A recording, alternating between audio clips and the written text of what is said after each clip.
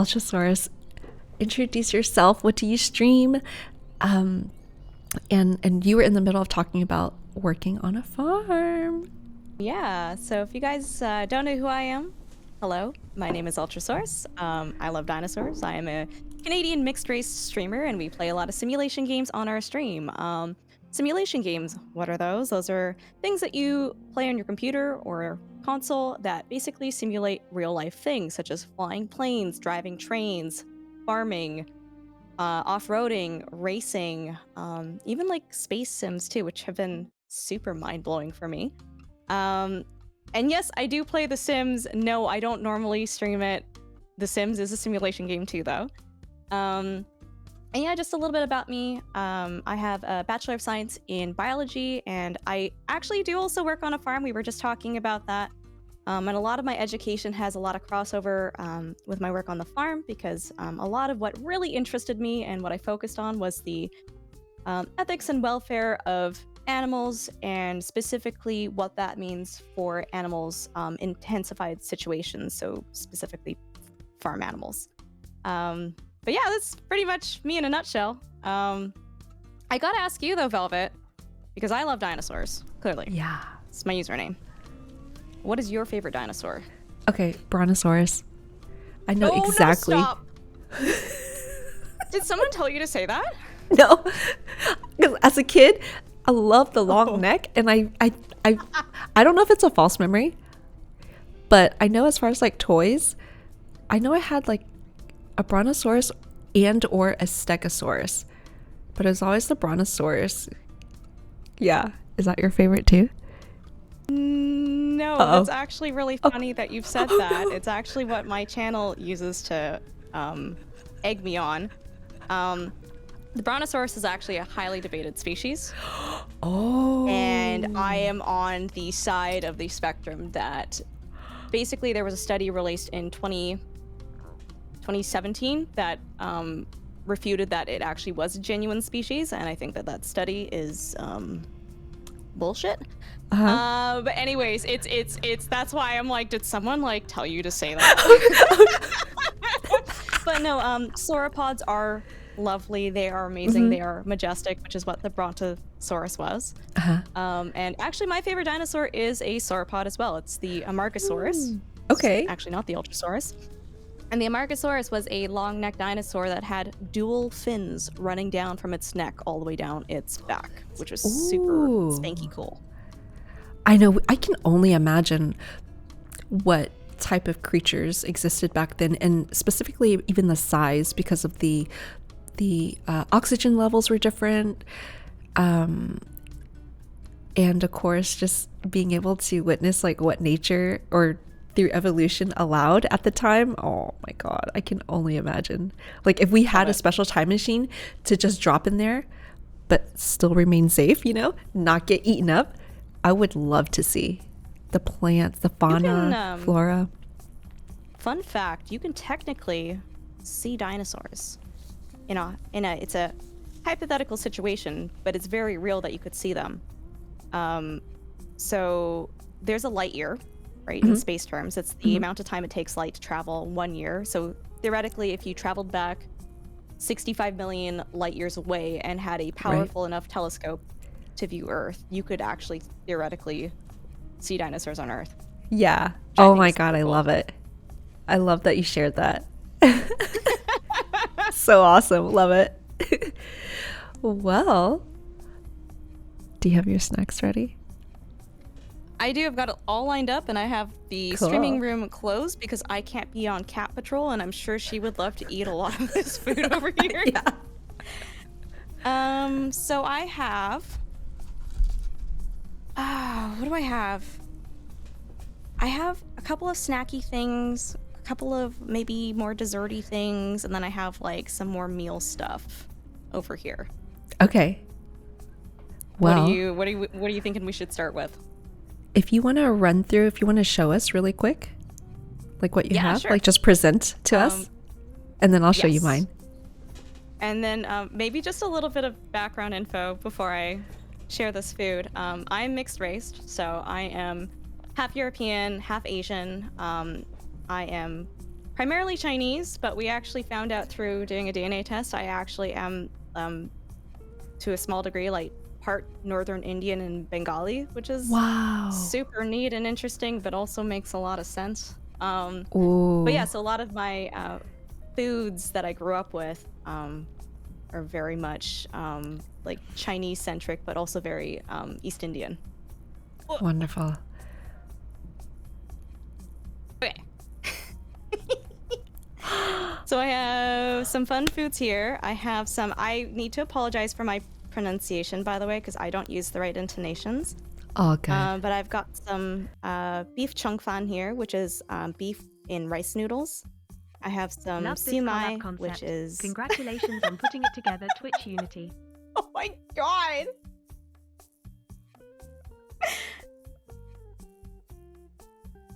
So wild. Okay. We can keep going, okay. I have some siu mai, which is like a pork dumpling with shrimp and shiitake mushrooms in it. And then I have suyuk here, which is roasted pork belly, which is to die for. I've got chasiu bao, which is like a bun with roasted pork in it. And I have an egg tart as well.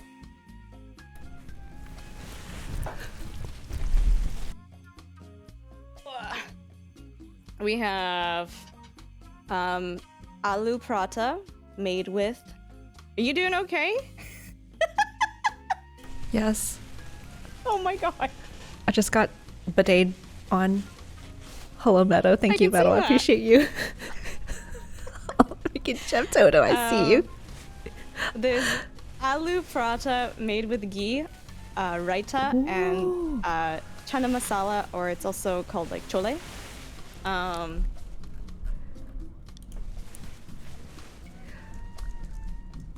Couple of snacks that I didn't really crack out, but just for fun, we have some fruit jelly and some shrimp chips. Yeah. Yeah. And then I saved the best for last, and I'm just wondering, Velvet, Yes. if you'll understand this one, okay? Okay. And I have some cut fruit. Oh my god. Specifically, this is these are called Asian pears. I grew up calling them apple pears, but there is a lot of significance to this. Oh my god, I love it. I can't wait to hear. Hello, Meadow. Super shout out to Meadow. She is the actual mentor in the Twitch Women's Guild. Super shout out to her. Guys, you have to follow Meadow. They were so amazing during the New Year's Eve stream. They had just an amazing freaking production. And as you guys could, if y'all were able to join us, I was like part of the goth countdown there. Please say hello to Meadow. You are gonna love their stream. It's amazing. They stream games, ASMR, as well as like Meadow has a plethora of knowledge regarding film. You guys are really gonna have a lot of fun there, and Meadow is amazing.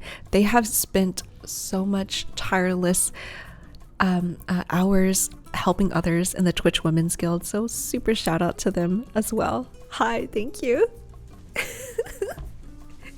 And I know that hopefully this will work, but by the way, Ultra, I was listening to everything you were saying, by the way, so I'm sorry. Sometimes they do this to me. Meadow accidentally did it, but I can't wait to show. Yeah. So hold on. Oh god, this really sucks. This is for you, Toto. Please stop. Is she gonna stop? Okay, yes, it worked. There you go. That's the bidet for you. Did you guys see it? Oh god, dang it! I forgot. Okay. Ultrasaurus just showed their snacks, and we purposely did not tell each other what we were going to show off today or talk about, just so that we can see if there were things that aligned. I love it. You know what? I was going to bring some of the dim sum stuff that you did, the chashu Oh my god. and the pork buns. Mm-hmm. I wanted to bring so much stuff, and I was like, you got to control yourself. We don't have enough time for that. But that's amazing. Me controlling myself was like not getting jellyfish and sticky rice, and I was like, I have to stop. I need to stop. God. This is enough. I know it. If we do this again, I mean, let's make it like much longer. Yeah, just so much to show. Right? So much to show. Okay. Okay, let me show off like the actual food first. Get that out the way. So, I was gonna ask you, yes, what kind of Asian? So you mentioned that it's Chinese.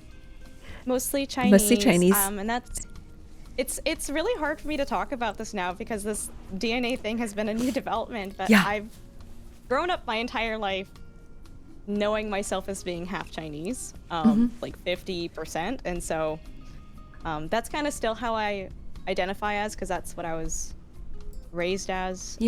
But yeah, a little bit of Bengali and North Indian and like Himalayan in there. It's wild. I love it. That's so that's so fascinating, truly, to learn about ourselves. And that's okay, look. I was thinking about like, why am I so freaking fascinated now all of a sudden, all these years? And now I'm really interested in senior citizens. especially because I want to know how to cook proper food. And when I find myself trying to figure that out, now I'm like thinking about like, oh my God, what about their grandmothers?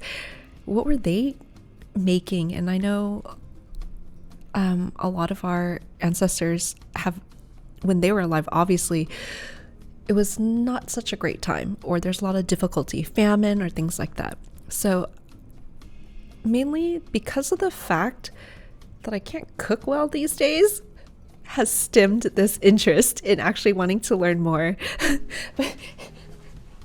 about other people's ethnicities and their stories, and specifically the food.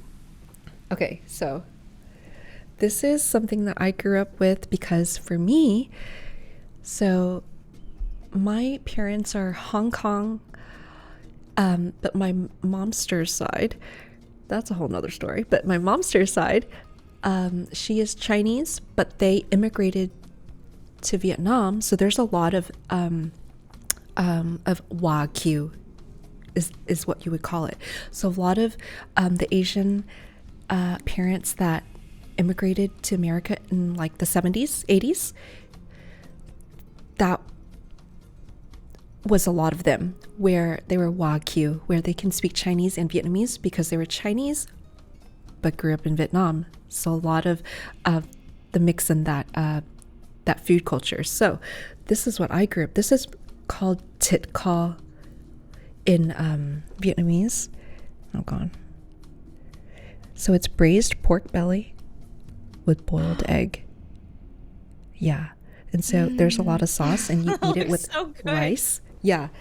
Okay, that's like one of like a staple childhood memory that you would eat with rice. I haven't eaten rice in so long. Oh my god. Okay, anyway. Moving on. How do you what? Oh. It's like, how do we move on from? It's because I've been trying to like not eat starches and sugar on the weekdays. Fair. I know. It's a personal conscious choice, just it not sucks like so I guess bad, I just though. didn't make rice. Like, oh my god. I know. So whenever I actually have rice, I'm like, oh, I'm just savoring it. So good. Okay. Now this is from the Hong Kong side. Are you familiar with these? Oh my god, freaking toilet paper. Oh my god, I looked at those and I'm like, oh my god, I am not buying a whole box of them. I know. I was like, and it's just me too. And look, me over here I'm gonna probably give it away to some homeless people because I can't have this in my place. Honestly, I will eat this in like 2 days if I can't control myself. So these biscuits, yeah, a lot of us Asian kids grew up with, right?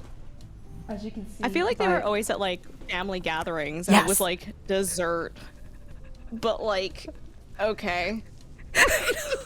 And then when you pick it up, it just crumbles, and then you try to eat it, and then you start So choking because dry. you accidentally like inhale it, and you're like, and then you're coughing in front of everybody.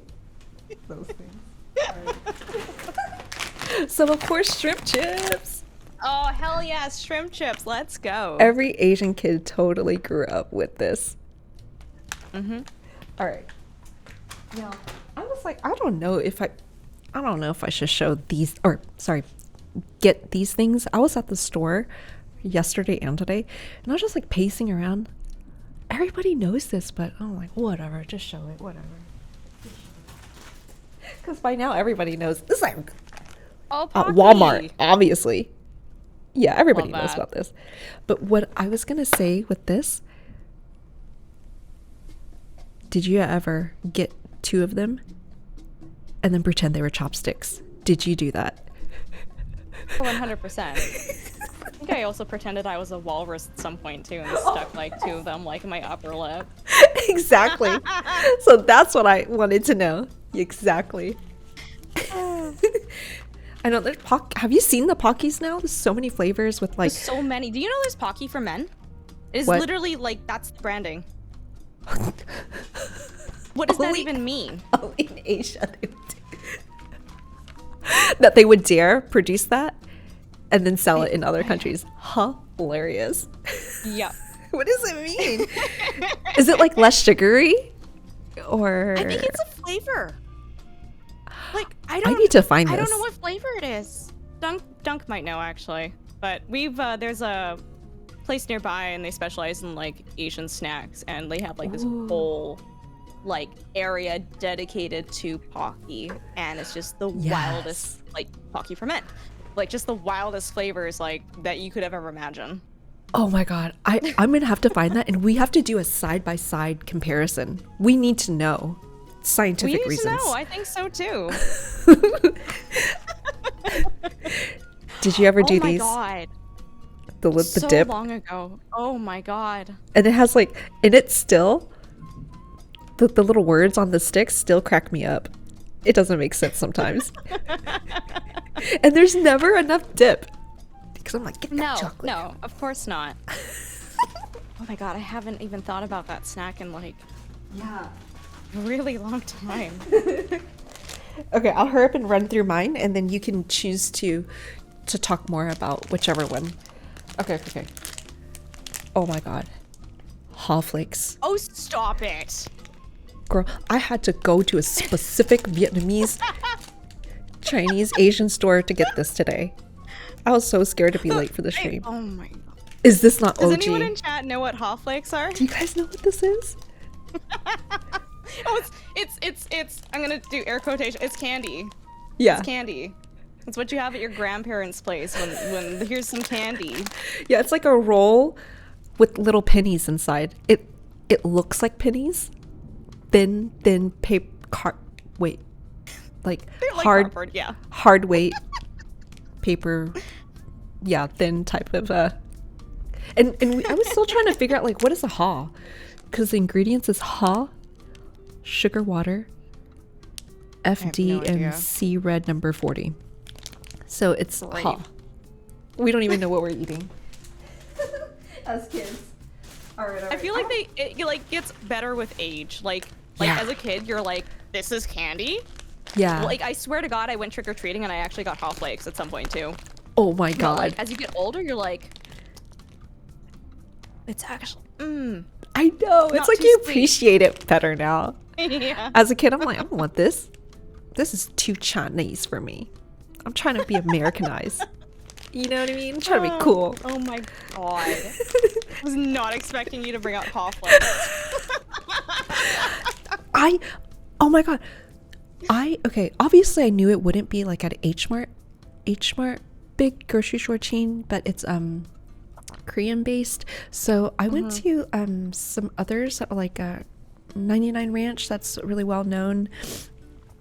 That's also like Vietnamese, Chinese based. But I didn't find it there too. I had to go like to the hood, like the real OG Asian neighborhood to like try to find that. I was like, I really have to show this. Okay, Oh my obviously God. ramen, the true ramen. Sorry, I don't mean to the OG I get what you're ramen. saying. I get what you're saying. Not like ramen these days from anime, but it's Japanese style. It's like Yeah. this. And did you eat this raw? Oh no, I did, but not that one. I have we ate the one that was raw. That was like the blue monster one. I don't know if you guys had that. I don't remember Blue Monster. Oh my god, I don't know what the brand That is sounds called, cool, but though. literally, it was like yellow packaging with this blue monster, but it was actually meant to be eaten raw. Like, Ooh. genuinely, like it was literally the same thing, just branding wise. It's like, hey, you can Yeah. give this to your kids, and they can eat this at school and not have to deal with like boiling water, I guess. Oh, I see those now at the like the really cool Japanese stores. Yeah, they have this now. But back in the day, we would just like, it doesn't have to be this brand specifically, but yeah, because we didn't know how to cook yet. Right? So you just eat this all raw, and then you pour the MSG, the seasoning on there, you know? Dude, I swear, like, I eat MSG and it just gives me happiness. Like, even like when I eat tomatoes, like you can taste the MSG in it, and I'm like, oh, so Yeah, I think good. MSG is definitely misunderstood in the general public. Yeah. Oh, it was a racist thing, 110%. Especially Yeah. when we were kids, it was like a very anti-Asian misinterpretation of it. Any salt is bad for you. Too much salt is bad for you. Correct. But like, MSG is a type of salt. Like, if you're, I don't know, but Yeah. 110%. And the foods, we're all chasing for that umami flavor, you know? So it's already naturally in mushroom type based seasoning or seaweed. I mean, that's how they make the beautiful ramen broth that we love, you know? Yeah. All right. This I was like, I kind of regret getting, but do you remember these? Why do you regret getting that? Because it's a whole bag. I'm not going to eat it. You say that. You say that. Yeah. The paper. Have you I don't ever know. had They have white it. rabbit bubble tea before? The what? White rabbit bubble tea. No. Is that So it? good. I've seen the ice We cream. had it at Gongcha. I don't know if you guys have that where you're at. Yes, I know Gongcha. Yeah. I'm gonna have to try that. Thank you for letting me know. Yeah, it's so Ooh. good. Is it? Oh my god, I can't wait. So But yeah, it's like yeah. if you want to describe to chat what it tastes like, because it's very unique. Hey tip gifter. Vanilla. I like don't know how to describe it to you. Yeah, it's like, that's right. I'm actually gonna have to try it in a little bit if we're gonna talk about it, because it's been so long. I'm more focused on that. Is it like rice paper that kind of thin that melts in your mouth? Yeah. Yeah.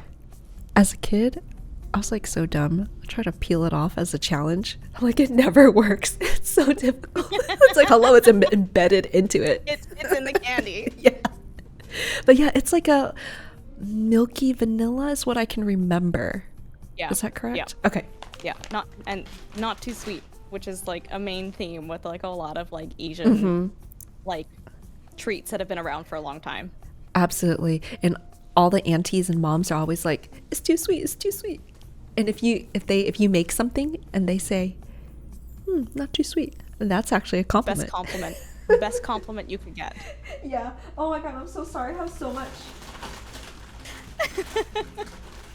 And obviously, we're gonna go through your stuff. We don't have to go through all of mine. Oh god. I just figured out why they turned off the lights on me. Now you can't see what I'm trying to show to you. Speaking of Ooh. MSG, Rice crackers? the MSG rice crackers, yeah. This is what we would call it. These are so good. They're so good. Okay. Random. I have not had this in a long time. That's so difficult. Okay. Have you ever come across this? No. Or at least I've never had it myself. Really? Okay. I remember I was like, what kind of beef jerky thing is this? And I remember it being kind of sweet as a kid. So I was just curious if this is like a real OG thing. So I wasn't sure. I'm gonna have to try it. Yeah. Dunk, take a screenshot of that real quick. Here. Screenshot that. Screenshot. Yeah, no, I've never really actually ever had like Asian style or branded jerky before. Okay. I'm almost done. See, this is me. You are literally witnessing me. I went past the line. I went too far. I already knew that you went past the line when I went past the line too. So I'm like, there's no way that she like could choose just a few things. There's so much. Yeah, exactly. Okay, sorry. So we were talking about shredded dry meat. Are you familiar with You would eat this with congee. Do you know what I'm talking about? Yes. Congee is like the go-to. I am not feeling well and I need to eat something. Or like that is honest. I'm not even like so in Cantonese. I'm not gonna say it correctly, but it's Of course. And Yes. like that is my like go-to hangover food. I'm not even joking. I love it. It settles everything. It's so good. Yeah. I can't say I've had it, but maybe within the past 2 years, only because I was actually really sick, during the vid, that I was like, okay, I'll eat rice. It was always back Right, down yeah, to that. 'cause It's so just stupid. rice. Yeah. Yeah, but it is indeed a great I hangover. haven't had it with that was pork rind, right? Oh no, let me show you. Well, I wonder if you could see it on here. So that shredded pork is sometimes what we would put on plain congee, so plain rice soup, just to have some kind of flavor. So here. Oh my god. It looks like hair, doesn't it? I know it doesn't look that appetizing. I've had it before. It was not something that my family really had, but Yeah. I've eaten it and it's so good, and I've never had it with juk. So like, I will be trying that 110%. I was gonna get some congee with the 1,000-year-old egg, and I was like, The egg? Look, I can't have that in my house. I'm not gonna end up having to eat that too. So, but sometimes we would, as kids, put that that shredded dried pork inside buns. But I found this at the store. They have it on top of the bun. Oh no way. Yeah, I've never had that either. This is kind of like a old type of thing. I love that. Okay, now this, I wonder if you have ever come across. When my parents forced me to go to Chinese school to learn how to like write Mandarin, on Sundays there'd be this OG bakery hot dog That bun. looks like oh, you got the hot dog bun. This is how I fell in I have no love. idea how hard it was for me to not buy the buns, by the way, when I went to the market. I was like, I can't. Imagine. I can't. I can imagine.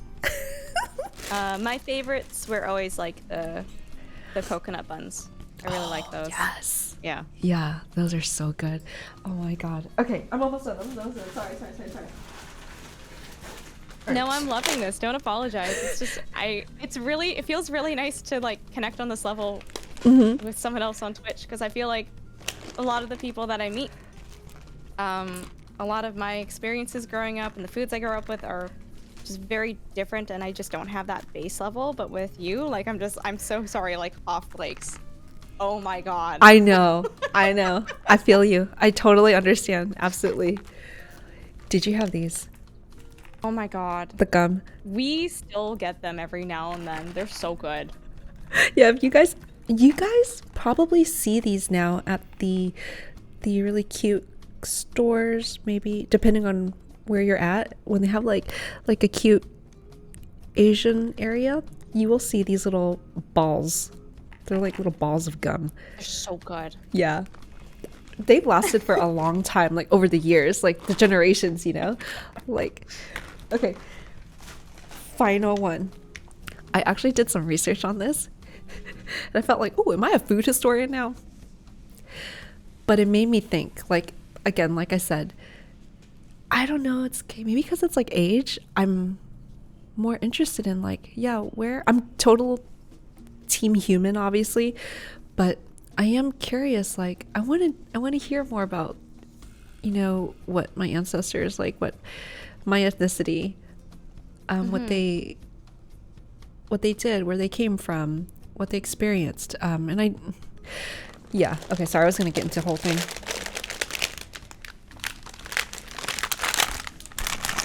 Almond cookies.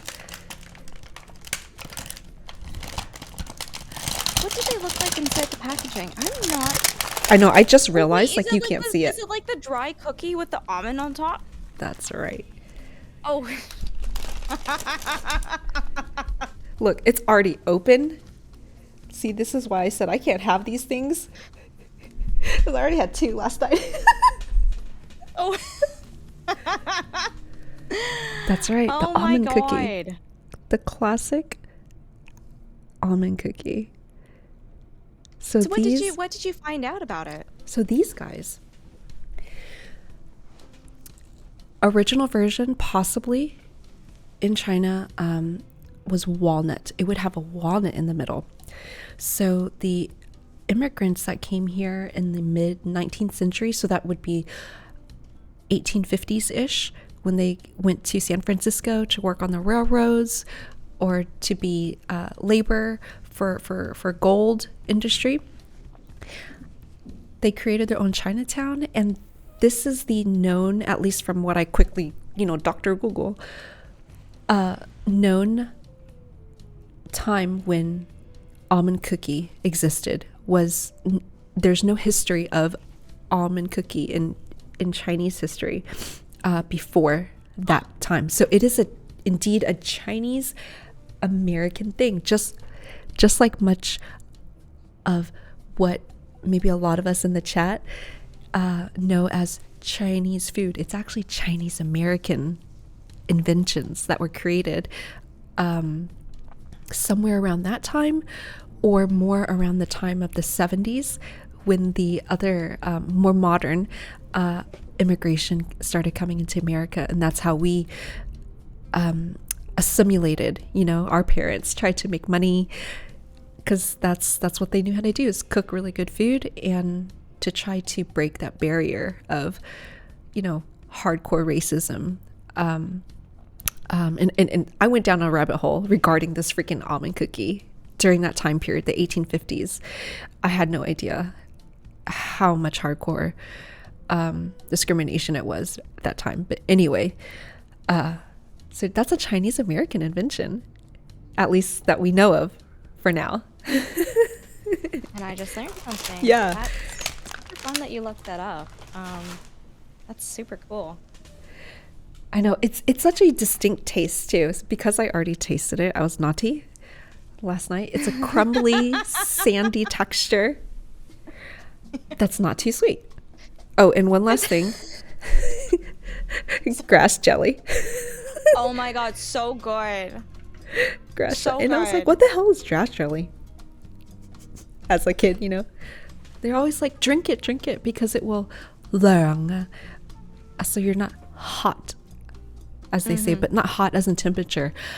I think when like they yeet say yeet hay, I think it really is relating to inflammation, because you know how we're learning more and more about the aging in our bodies now, and a lot more data is all pointing towards like everything causes inflammation. That's the reason of like aging. So I think that's what our Asian parents and They already knew. all the freaking food. Yeah, They were on it. They just calling it yeet hay, hot air. I think that's what they were referring to.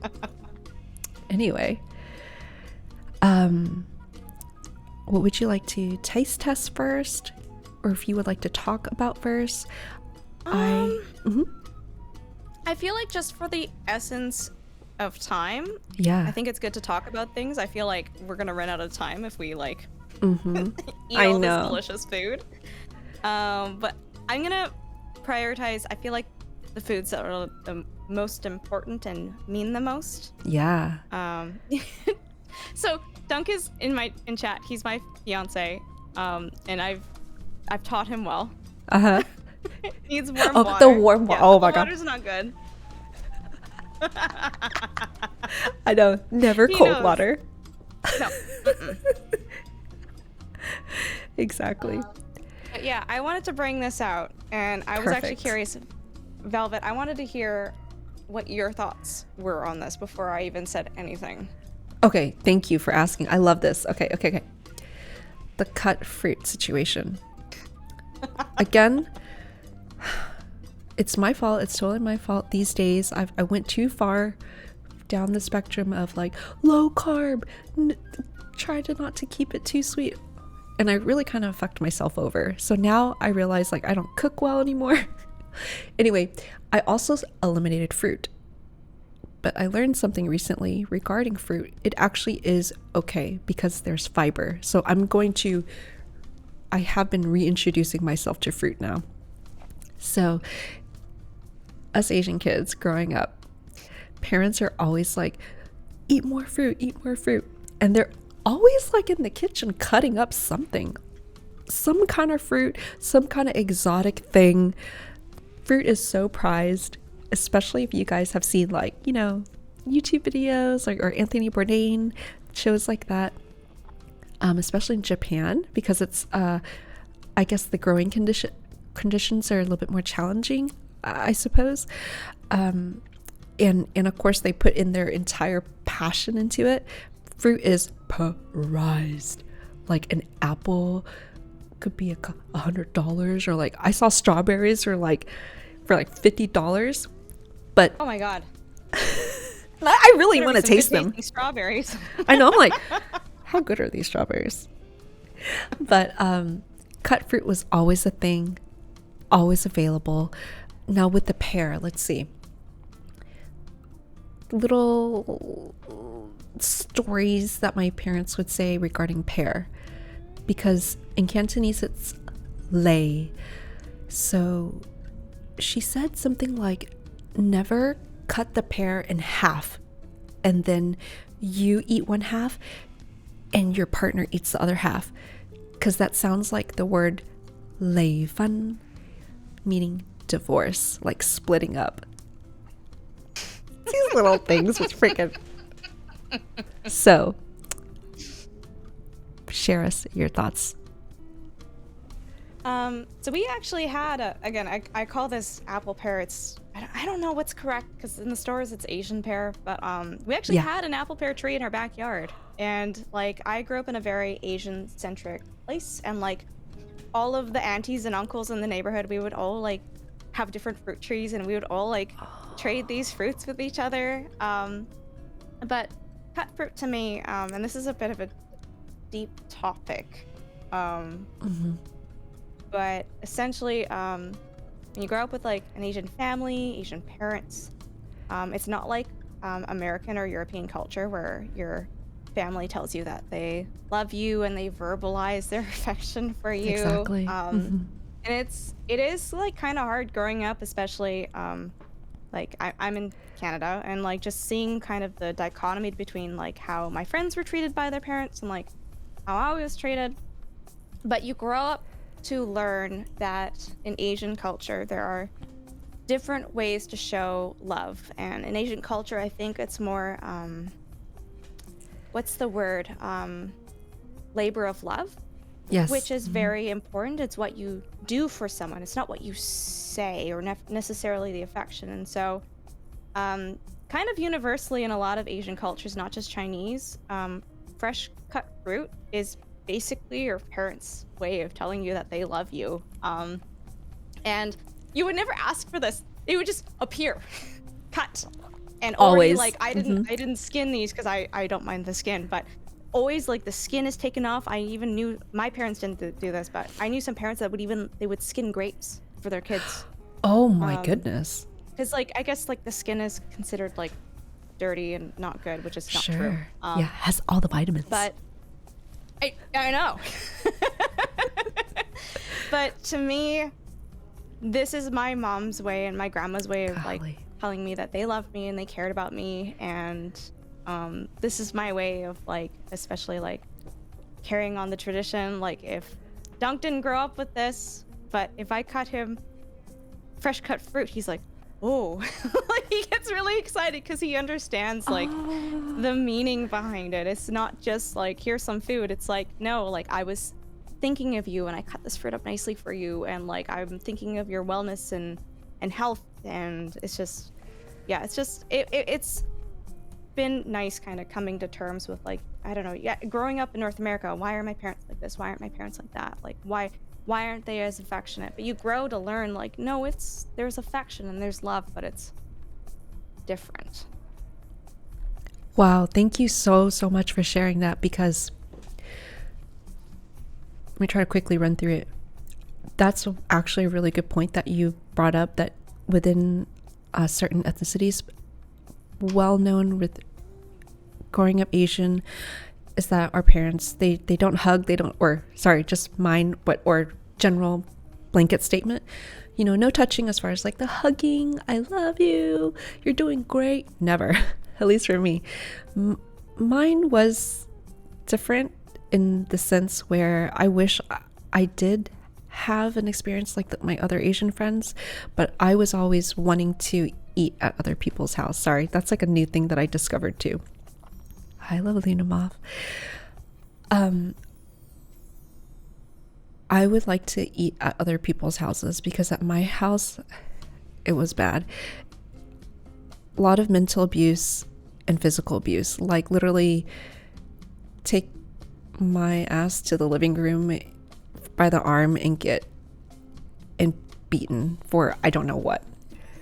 So food was, but sorry, I'm trying to like put my thoughts together.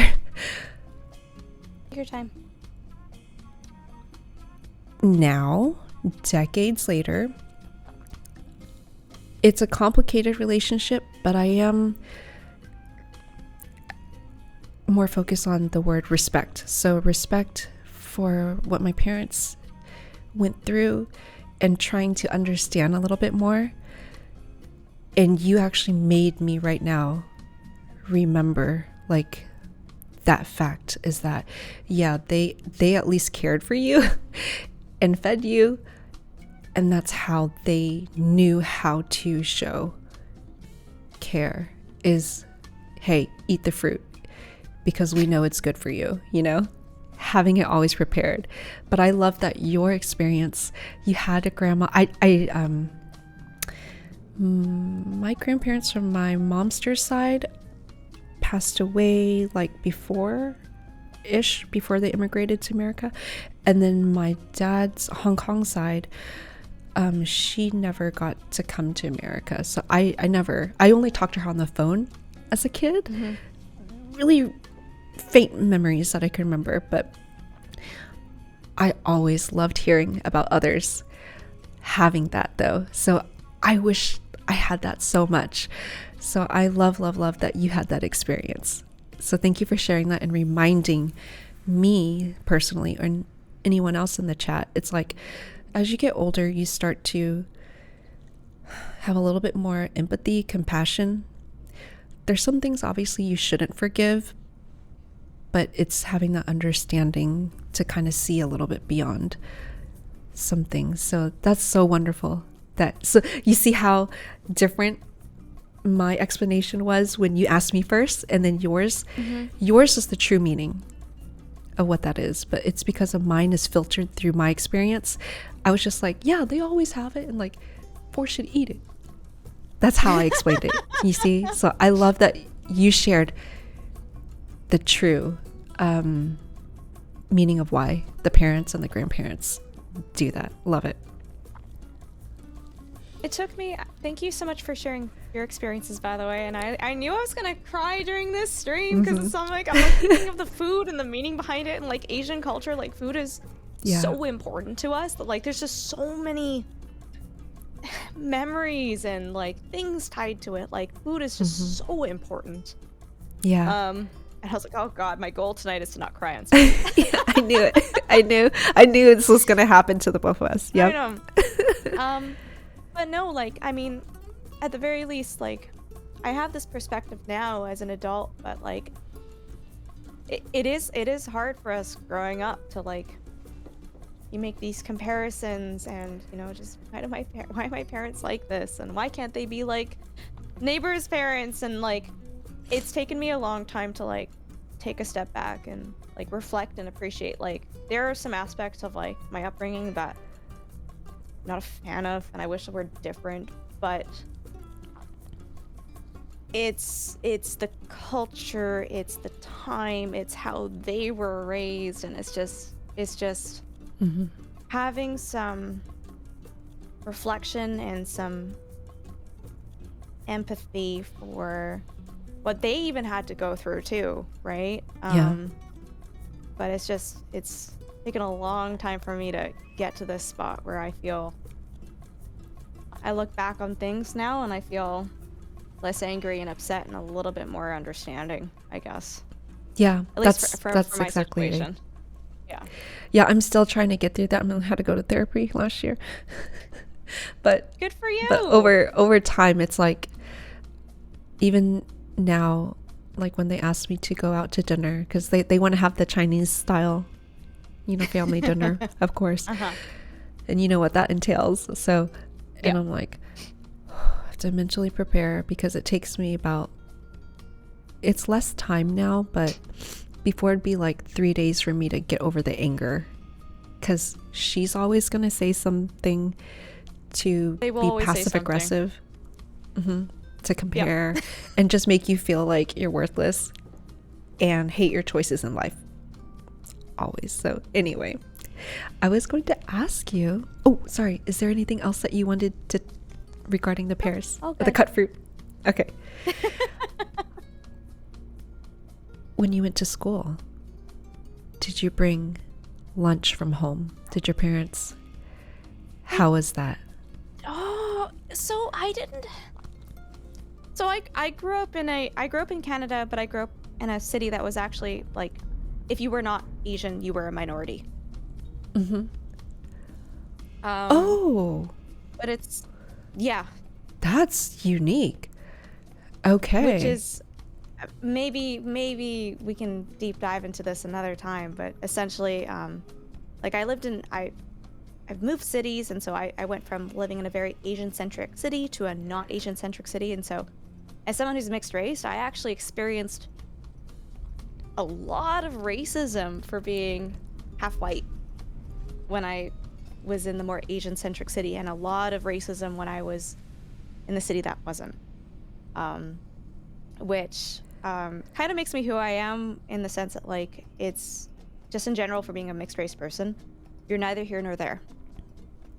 In the eyes of the public, I am not Chinese. I'm not white. I am neither. I am not Asian enough to be Asian. I'm not white enough to be white. And so it's funny that you bring that up, because, yeah, I think, again, because I lived in a very Asian oriented city, like, no one fussed about my meals. Everybody had food that they were bringing from their parents and this and that, which I guess now in hindsight, reflecting on it, I think I'm very fortunate that I had that experience, and I'm very fortunate that, like, I see these stories about, you know, being Asian and being like, oh, you have the smelly food and this and that, and like, that's horrible to have gone through that, but I guess fortunately I never had to go through that, because everybody had smelly food, or, you know, whatever. Like, it was pretty, like, I don't think lunchtime was just for everybody. It was like pretty easygoing. It's very multicultural. That's wonderful. That's something, I'm glad you went into that, because yes, I had that classic experience of you know, bringing the food.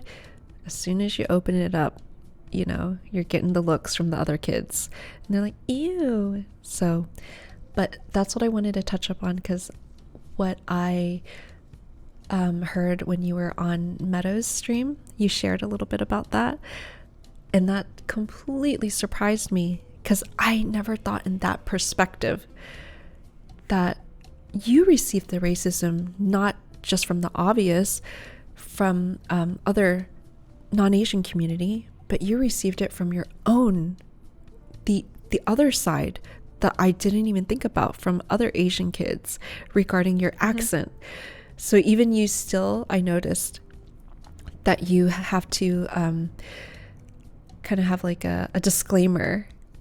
It's like embedded in you now. You actually have a disclaimer. Into me. Like I might not say it correctly. You know what? It's all good. Yeah, I notice you have that now still. And you mentioned you had the racism from the other Asian kids because you weren't Chinese enough. You weren't speaking correctly. That's crazy. And that's from their parents. So imagine what the hell the parents are saying at home about other kids, which is despicable to me. Going to a friend's place, and the funny thing is, like, she was my best friend growing up. She was also the person who, to this day, every time I try, oh God, don't cry. Every time I try to speak Chinese, which is, I don't have the intonations, which are very important for meaning, because you can call someone, you can be talking about a horse or be saying something horrible about someone's mother, right? Yeah. But no, I remember we were in grade, oh my God, it was like grade 2 or something. I was saying something in Chinese and she's like, don't ever speak Chinese ever again. You don't speak Chinese properly and you are a disgrace to all Chinese people. I'm like I was like 8 years old or 9 years old, and that's like, those words still ring through my head every time I try to speak Chinese. And I'm sorry, funny enough, said the parents said that? So the parents didn't say that, but when I would go to her place, her mom would intentionally speak Cantonese all the time to my friend, knowing I couldn't understand exactly, because she's probably talking shit. And she even turned to me and she looked at me, she's like, oh, you don't like it when we speak Chinese in front of you, hey? And I'm just like, because I know you're doing it on purpose and you know that I don't understand. Like, she made that comment to my face. Which, like, again, was just another element to like my isolation, to like, wow. I want to feel like I belong. I want to be here. I want to understand. I can't understand. Wow. And then, okay, so you said that it was the friend that said that, but obviously we know where it came from. So I was gonna get real upset if you mentioned that the mother said that in front of your face. But okay, that would have been a whole nother level of just inappropriateness, despicableness. But really quick, someone in the chat said that they too can relate with you because they are half Asian themselves, and identity has been a confusing thing. You know what? I'm so glad you guys are sharing this because I never thought of it that way. Okay, quick tidbit, and I'm gonna get back right back into that. For me, and I know I can speak for other, at least Asian kids that I grew up with, specifically the females, you know how it is, but and even till this day, unfortunately, all girls, we always want to, like, you know, look different and it's always like the grass is greener on the other side. We wanted to be like you, which meaning half, so we could have the, you know, the Caucasian and the European shaped face. I feel like my face is still too fucking big anyway, but like the nose thing, but I've gotten over the nose thing, like our nostrils are bigger, you know.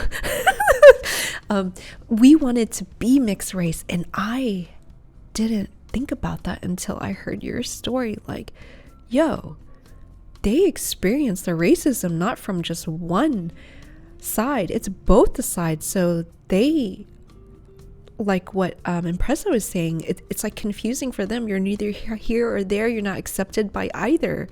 Golly, I didn't think about that because, you know, being a kid, we're fucking dumb and just looking at the superficial stuff. So we're always like, oh, we wish we were mixed race. It's so dumb. I didn't think about that, of your experience as being mixed race. So I'm so happy to hear this, that you're sharing that, so we could have a better perspective. even with any others. It doesn't have to be anyone else that is mixed race, not just like specifically Asian and Caucasian or others. Yeah. Thank you for sharing that, and it is so true too. I think a big problem is like Asian culture, they value like these European physical attributes, and so like when you're mixed race, you kind of end up with like usually end up looking a lot more Asian than me. I got some funny genes. I'm definitely like, I think I'm a little bit more white passing. If you look at my brother, he definitely very much looks Eurasian. Wow. But like with media and models and what you see in movies, like a lot of you, I don't know if you guys realize this, but a lot of the Asian roles in movies actually go to people who are like mixed race. They're half Asian, half white, because they look Asian, but they're not too Asian, right? That's right. Oh, that's what the executives are saying. It's not too Asian, so that's going to be a good choice. Which is horrible. Yeah. And I actually, after stream, I actually have a video I would love to share with you, and it's actually between these two men who are models. One is half Asian, one is Asian, and the Asian guy actually says, why do you have problems? You get so many more offers than me, you get paid more than me, and he's just like, he's angry, and I don't think it's unjustified anger at all. Sure. I think it comes from a place of truth and a place of, in that specific career, his friend is getting more opportunities than him. But when his friend spoke a lot more about what being mixed race means, and it's like, well, it's actually not all that great, and you also get like fetishized too for being mixed race, right?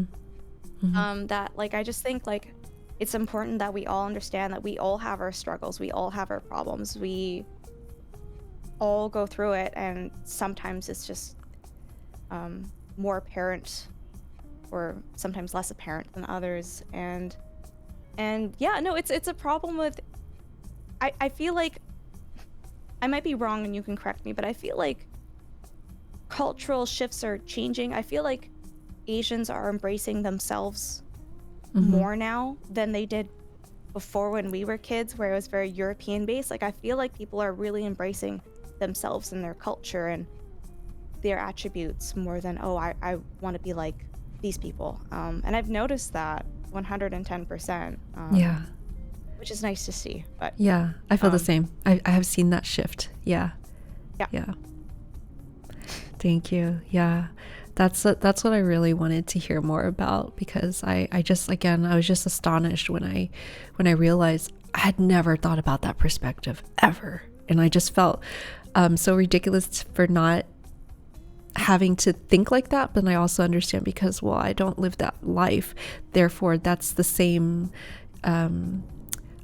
issue for a lot of us, is like, we kind of forget that what they say, to think in the other person's shoes, as they say. We forget to do that. Oh, who's this? Hello, who's here? Oh my god. Hi, Kiwi. Hello. Super shout out to you guys.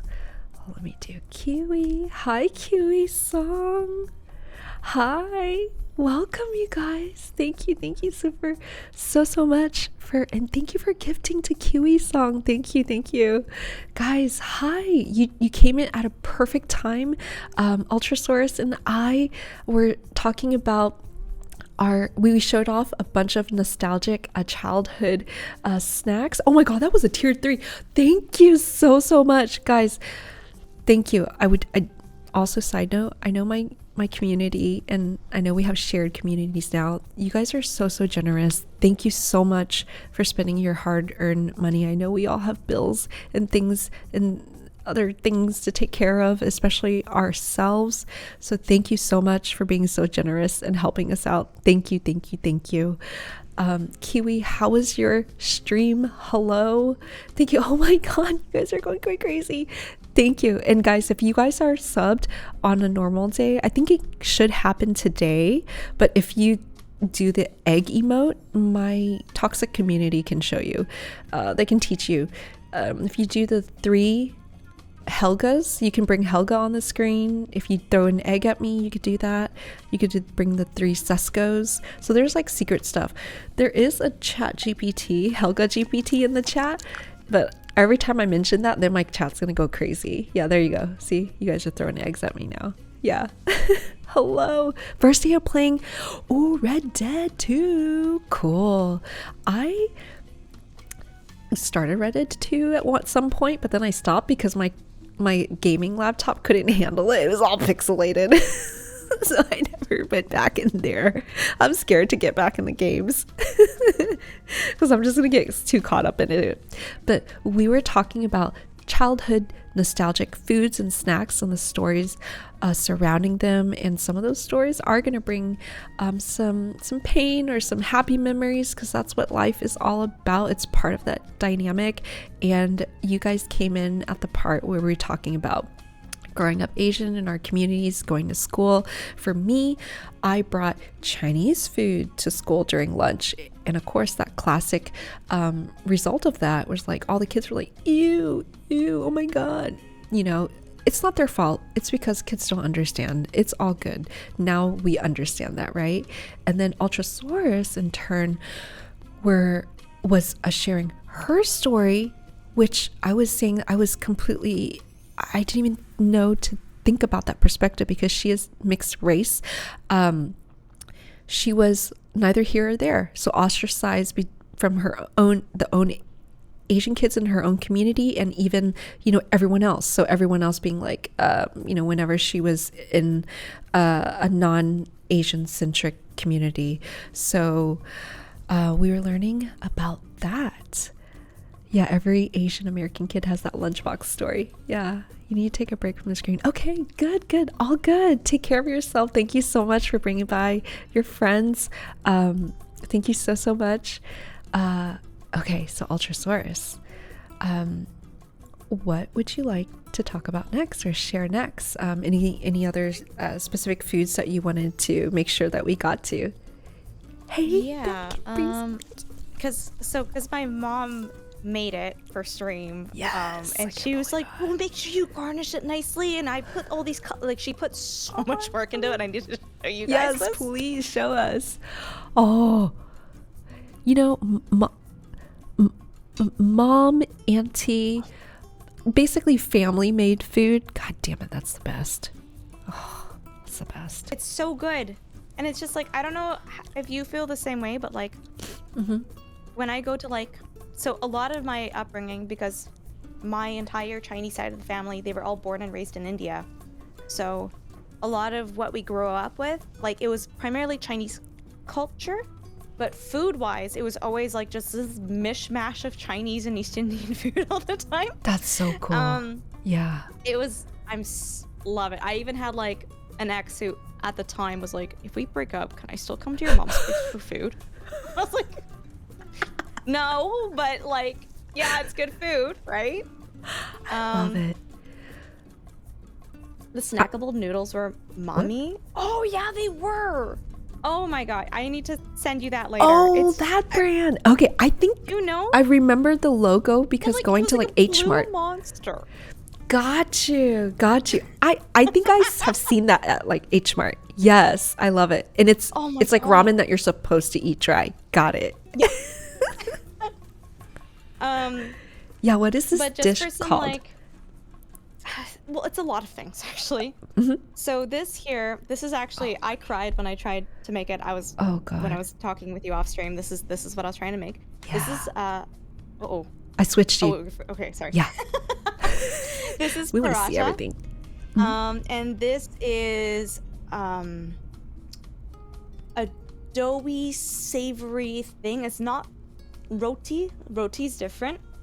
But paratha, what makes it really, really nice here, I'll try to break it up on stream for you guys, is it has layers. And when you make it, I don't know if you can see the layers very well, but it is flaky. It is, you roll it into layers and layers and layers. So when you bake it, it's just like this. Mom incorporated some aloo into it. Aloo is potatoes. There's And she potatoes also in there, like smashed into the. incorporated Oh my into god. it. And she also made it with ghee. Ghee is Yes. clarified butter, and it's just, oh my god, if Mom was making paratha in the morning, if she made it with ghee, you could smell it from upstairs and you knew you were gonna have a good day. So that's something special that she does, because clarified butter is not good for you, right? According to Mom. So it was a treat when she made that for us, right? And it's so funny. She just needs to explain things to me all the time.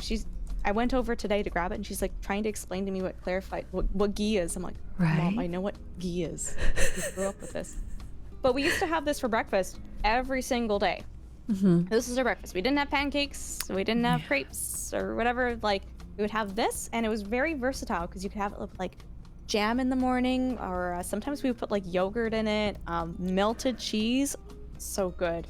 Wow. Or even like a fried egg.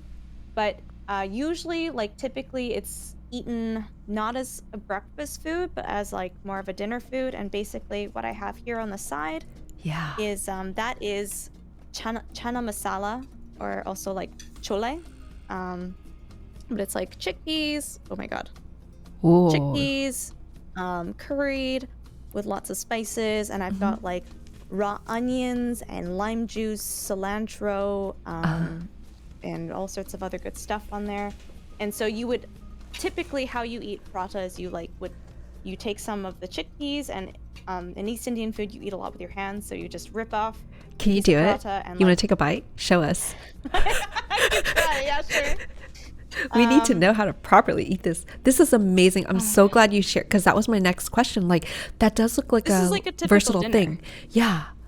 Yeah. Wow. Where you would like grab it like that, and Oh my god. We're living literally all of us. I'm drooling. I don't know about you guys. I'm salivating.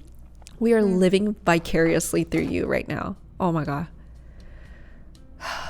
And as you're chewing, yeah, take your time. I was gonna say, like, I was so happy that you already proactively shared like what you could do with the paratha, because I was like, ooh, any kind of dough, bread, a carb, like, do you eat it sweet? Do you eat it salty, savory? Oh my god, that's amazing. That's she so didn't put cool that much that spice in it. She's being nice. It's funny, as she's gotten older, she can't eat spicy anymore. And so she's like toned it down, but I eat it and I go, I can taste a little bit, but you went easy on that. How funny. I love it. Yeah, she trained us as we were growing up as kids. She like slowly added more like spices and peppers and like Thai chili peppers into the food until we could eat as hot as her. And she was like, oh, it's so good once you guys could eat spicy food again. Apparently she was just like, she could not stand that when we were like babies and toddlers. Right. But this is Thank you, not Anonymous. traditional raita, but it's actually really Ooh. you might really like this too, Velvet. It is a really nice kind of salad. It's light, it's easy. You usually use like shredded cucumber, and you use like plain yogurt. You put in some lime. I don't think this has chili peppers in it. It usually does, but it's got like paprika, salt, pepper, and it's just nice and light. And I guess it's like the East Indian placement of like a salad. Oh, I see. So very cooling after you eat the spice. It's good. And see, that's a little nuance that you're learning over the years, just having that experience with a loved one. You're like, my mom, she's getting older, as is part of life, that journey, and you notice the cooking is changing. That's like such a 100%. unique little like detail. I just love hearing about things like that. Wow.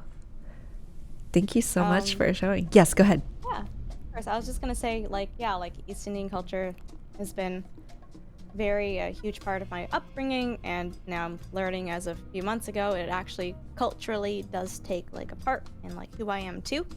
But for anyone in chat who doesn't know or goes, Ultrasaurus, you're half Chinese, but your family's from India. What does that mean? You say, oh my god, I can't remember. Great grandfather.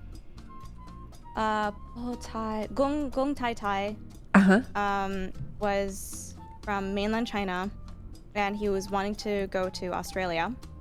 Got so seasick, he was like, enough is enough, and got off in India. And was like, yep, this is where we're staying.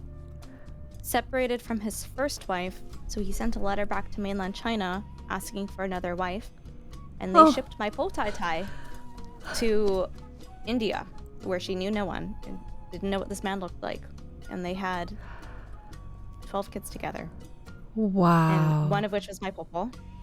And so a lot of my family, my mom, actually, when she talks, people get very confused because she's Chinese, but she has like a Hindi accent, right?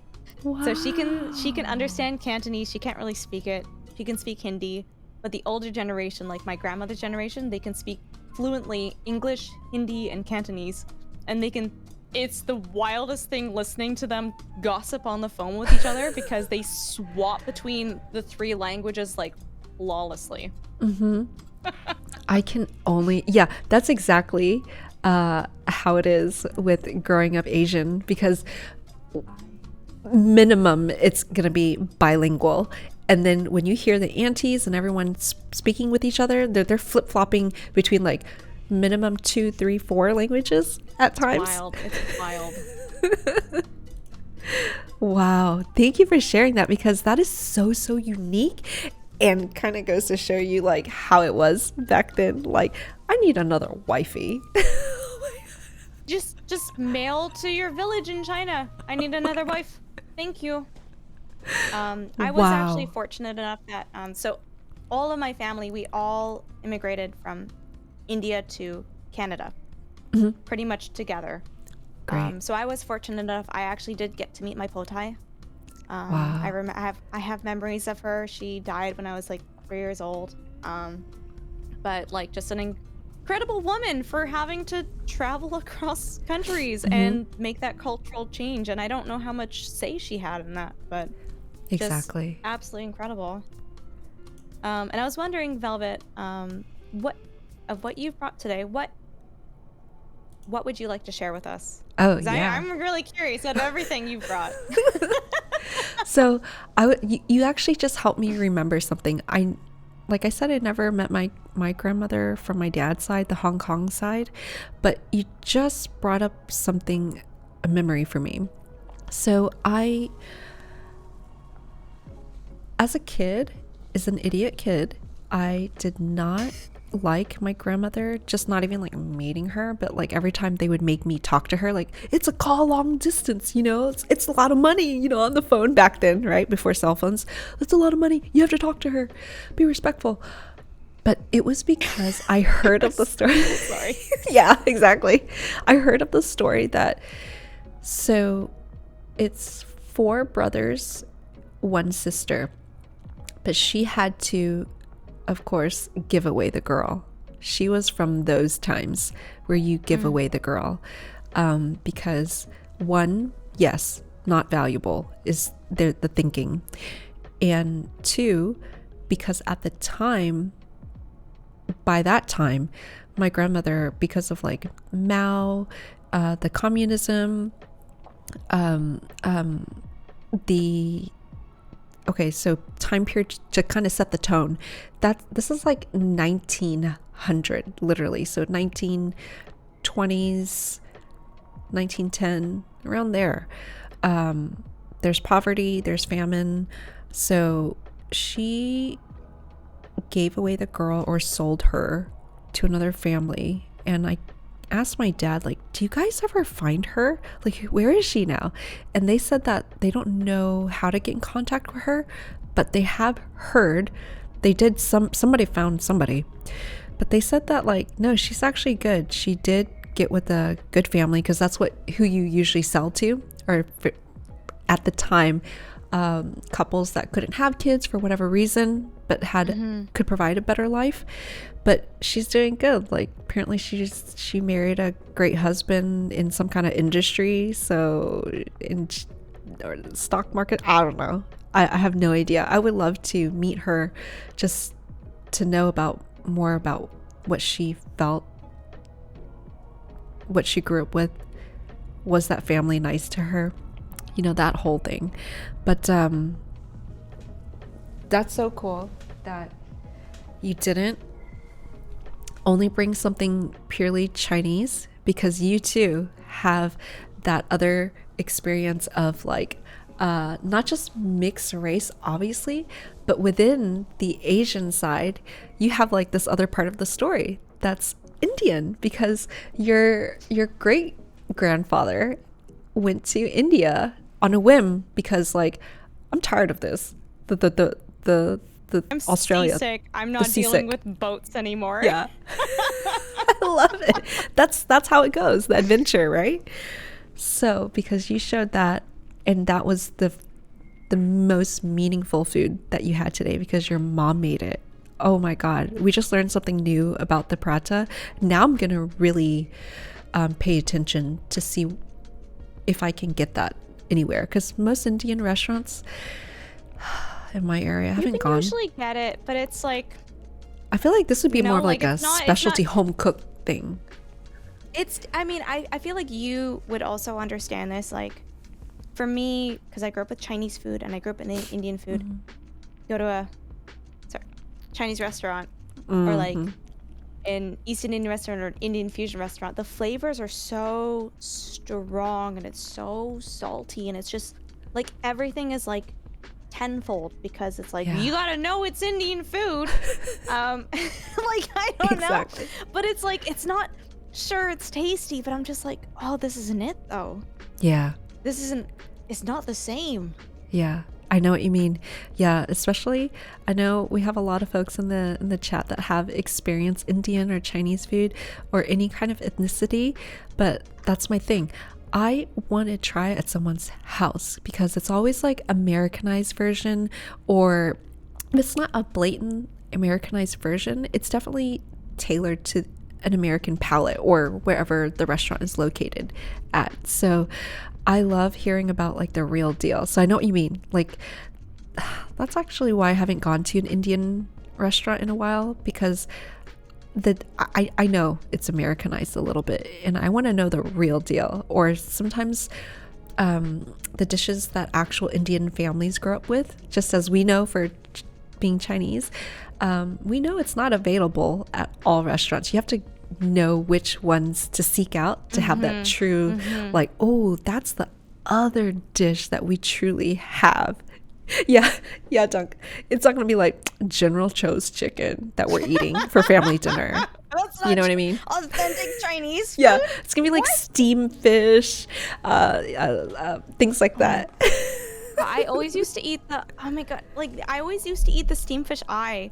Yeah. And I don't know who said it to me. They're like, oh, it'll make you smarter, which it doesn't.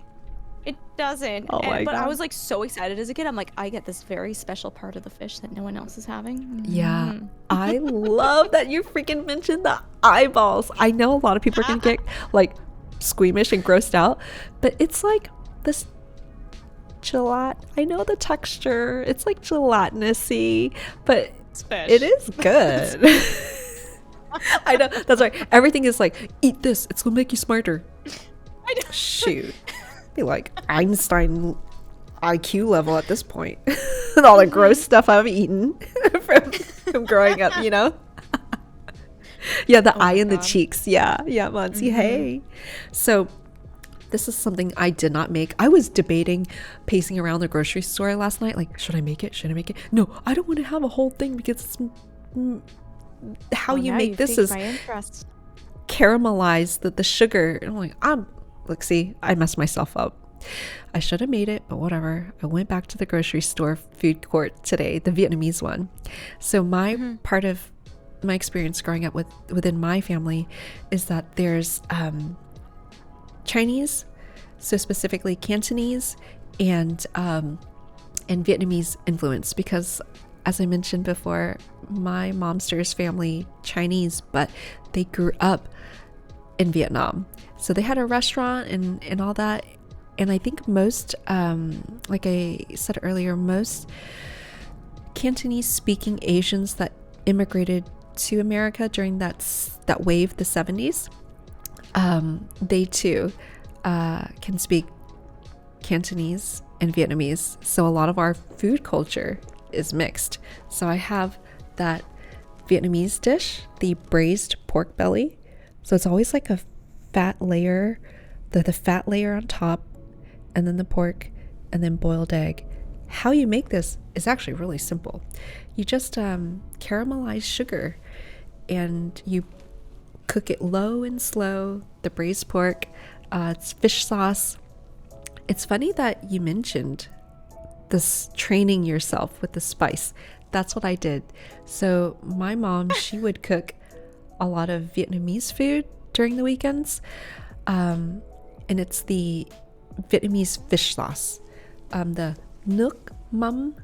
So when you have like spring rolls, Vietnamese spring rolls, that orangey sauce, fish sauce thing with the spice, that's the sauce that I'm talking about. So I would slowly train myself at home with the red Thai chili peppers, like add a little bit more every single time, and that's how I train myself to like work up to what the adults were having, that spice level. So I love that you mentioned that. Otherwise I would have forgotten about that. So yeah, let me try to find, oh god. So yeah, we usually do tiny hands here because of our little lure. Can you see it? So it's like that layer of pork fat, and then the pork. I need to try that. It's Oh so my good. god, I've never had that. I literally have like suyok here, and I'm like, oh, I'm just looking at it right now, and I'm watching you eating this, and I'm like, It's nice and salty. Could be a little softer. But I got this at a Vietnamese vendor place.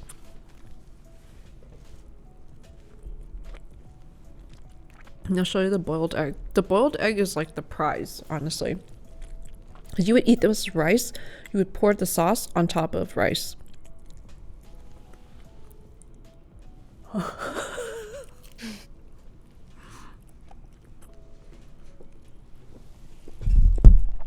And it's so good because it takes up the sauce on the outside. The sauce is like, it's nice and savory, salty. Fish sauce if you like it, but it's not like you taste fish in there. It's just shallot, savory goodness. But I think like any dish that's pork is pretty good in a lot of cultures, you know, anything that's pork, like crispy pork and things like that we have. So that's something that is added into my experience as an Asian kid growing up. It was a lot of that, the freshness from the Vietnamese food. So like a lot of like veggies, learning all about that. My dad, funnily enough, he doesn't like going to Vietnamese restaurants, or he'll kind of eat what my mom would cook. Now I'm getting those memories back. But he likes more like traditional Cantonese Chinese food. He's like, not so much on the Vietnamese food. He actually, he doesn't eat Japanese food because he's still of that time of what happened in China during World War II. So he's like, no Japanese food. So that's one of the things that's like a real home cooked, real like homey type flavor that I seek for these days when I'm like, okay, I actually do want to eat some rice. for sure. What else would you like to? Is there anything else that Yeah, there is. There is something that I guess I can kind of show the two dishes.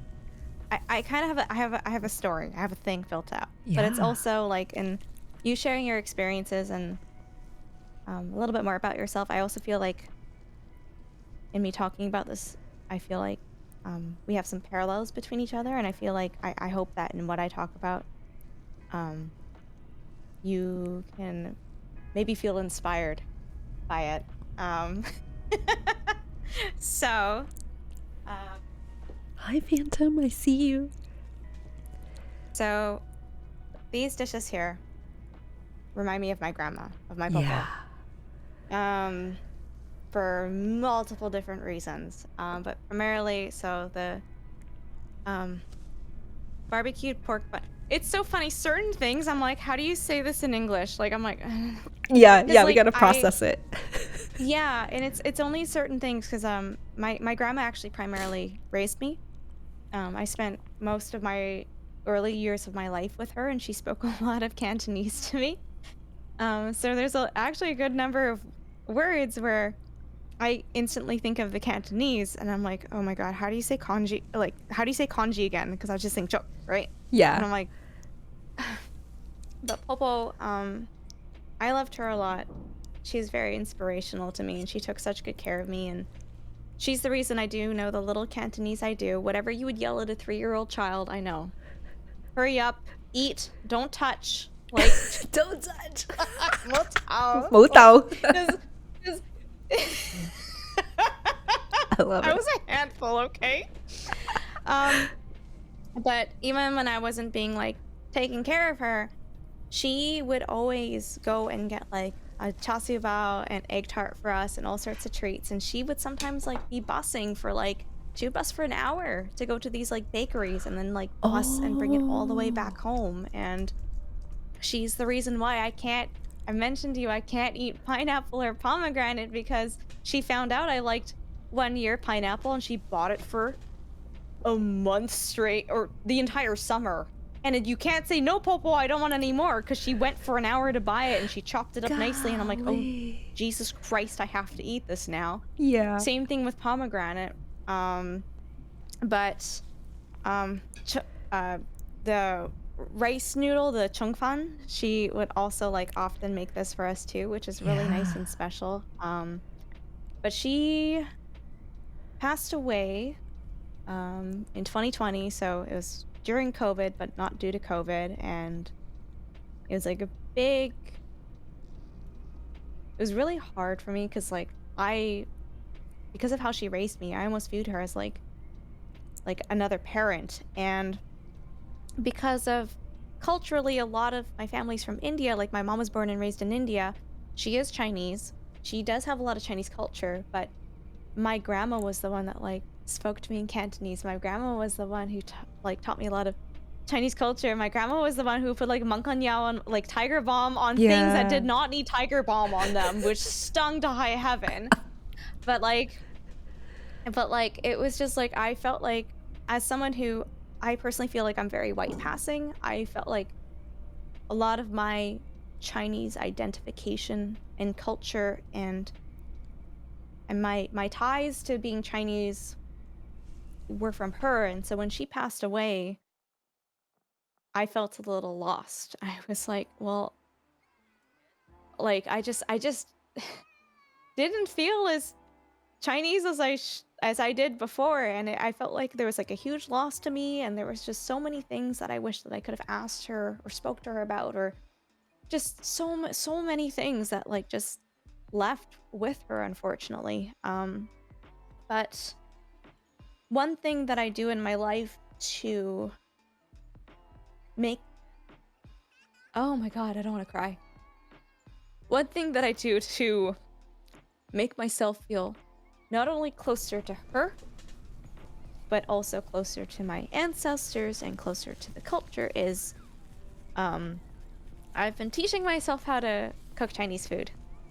And these are foods that we didn't actually have on the dining table growing up, because a lot of the foods are very like based from Indian food. But I did not make this because I did not have time, because it is very time intensive. But the suyuk, the roasted pork belly, I've taught myself how to make that. Wow. And I will say I've done a pretty banging good job of it. Comes out real nice. It's a 2-day process. Wow. And I've like taught myself how to make like, I'm not gonna say it right, but lobako, like radish cake. And I've done, I feel the thing is, I know the standard, right? And so when I make it and I taste it and it's not good, I'm like, oh my god, no. But when I taste it and I'm just like, oh, this is it.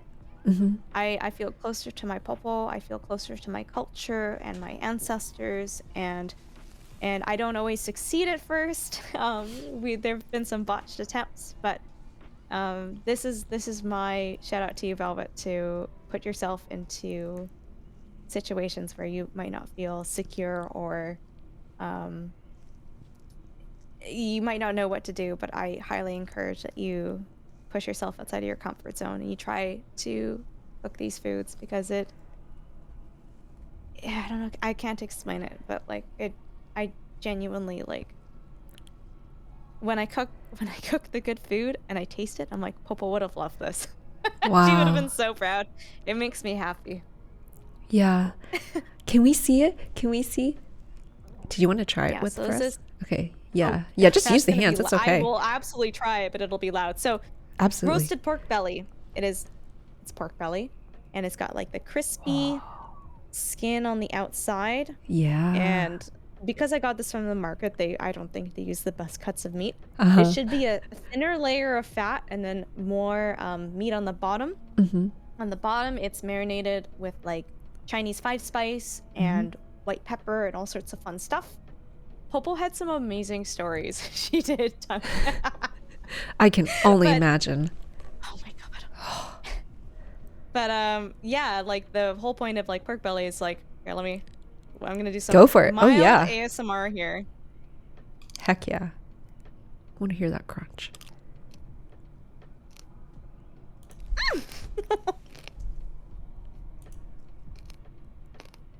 I don't know if that's coming through the mic, but it's very crispy. I love it. Okay, Jin. Have fun setting up. Wow. Mm-hmm. This is so cool that you have shared with us that you have made this. And I know you've shared before on your stream that you made the lolbako, the radish. It's radish, right? Right, radish base. Okay. Because I haven't truly made Radish it. You know, cake. we just It's like like- order it's stuff like- at dim sum.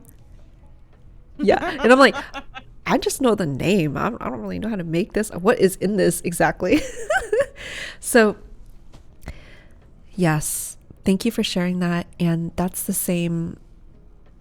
Sorry, excuse me.